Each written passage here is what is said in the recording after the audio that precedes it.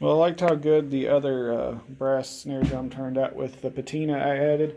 So I decided I'm probably going to do that to this shell. It's a 14 by 8 generic shell. There's no badges or markings, but as you can see, there's a lot of issues on the finish. So I'll have to strip off the um, lacquer.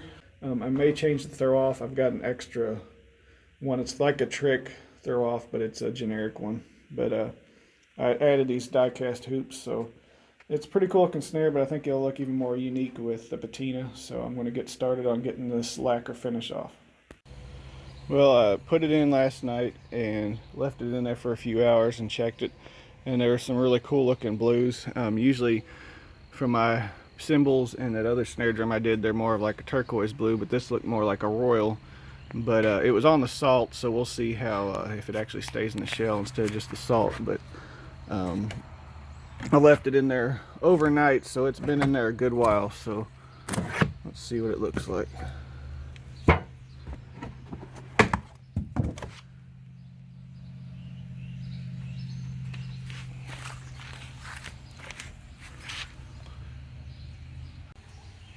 Alright, here's a better view. The blues are a little darker than they were on the other snare drum, but we'll see, like I said, when I get some of this salt off to see what it looks like under it on the actual shell. It's tricky not to try to get it all off by brushing it off yet. You kind of want to let it dry, and because it's still pretty moist from being in that tub the whole time. So I'm going to let it dry and not be aggressive with getting the salt off.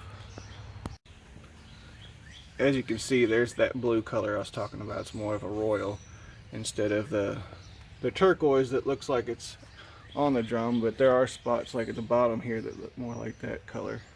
Well, I got the shell done. I got a clear coat on it, which helps seal in the patina.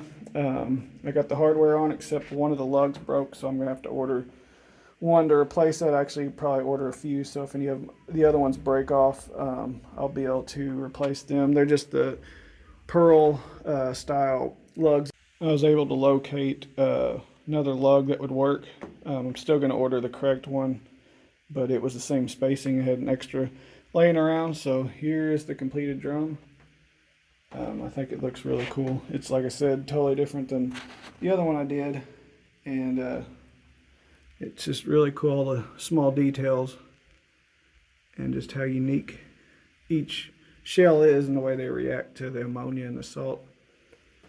But I'm very happy with how this turned out, and it's a pretty cool and easy and fun project if you ever choose to do something like this. This shell had some dents and a bunch of scratches, so you can't even hardly see any dents or anything because of the patina, which is just an added benefit.